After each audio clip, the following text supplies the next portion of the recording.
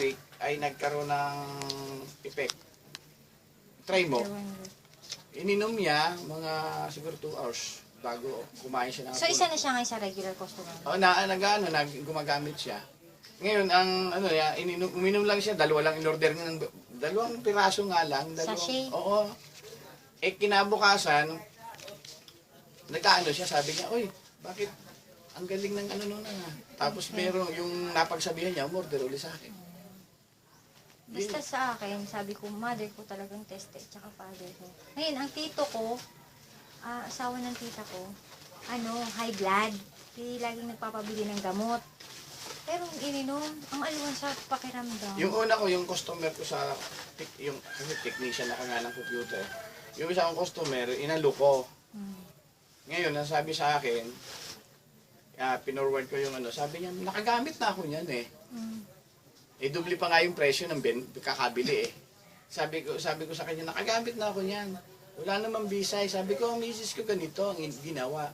Sabi ko, sa hapon, 2 hours, bago, after na kumain ng hapon, pinalipas niya, saka siya uminom.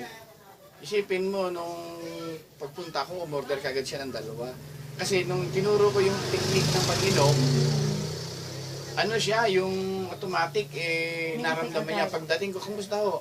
Okay na, sabi niya, nawala na yung pananakit ng likod ko.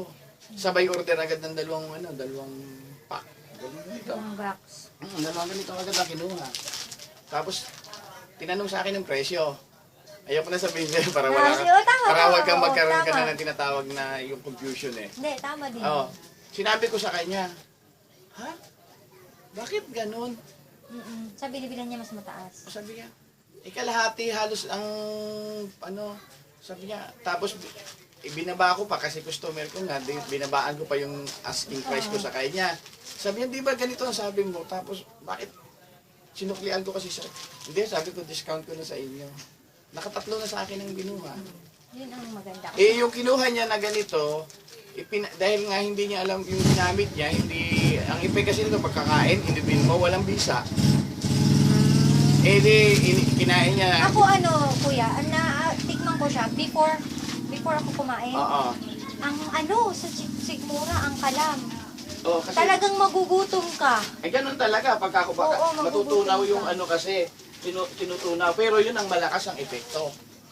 Yung Wala kang laman, yan. Okay. Pero ikaw, umiinom ka, walang laman ng tiyan. Ganun ang ginagawa ko. Yung mga 2 hours na nakakain or sa umaga minsan. Pero ang talagang maganda yung sa gabi. Kasi makakapahinga ka tapos damihan mo mo tubig. Oo. Ano mo dyan? Isang sachet? Isa. Isang baso? Isang tasa? Or... Hindi, malaking mag yung ginagamit ko. Okay. Para hindi mapait. Para ma-share din natin. Yan. Ganun ang ginagawa. Sir John.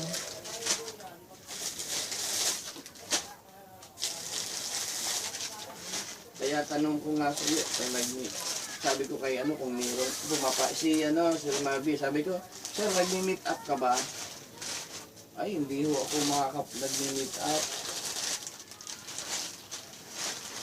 Gawa ng may duty po siya eh. Parang pinaka-extra income na rin namin to eh.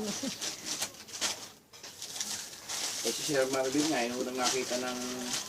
Na-meet mo na ba yon? Opo. Nung unang nakita ng nanay ko